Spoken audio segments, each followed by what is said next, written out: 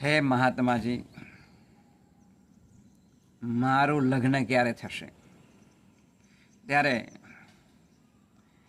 આ જે મહાત્માજી હતા એમણે પોતે ધ્યાનસ્થ થઈ અને પછી આંખો ખોલીને કહ્યું કે ભાઈ,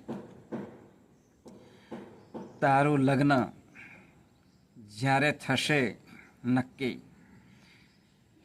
તે વખતે બીજા દિવસે તારું મોત થશે, એટલે કે ફાંસી તને આપવામાં આવશે. બોલે એમ? તો કે હા.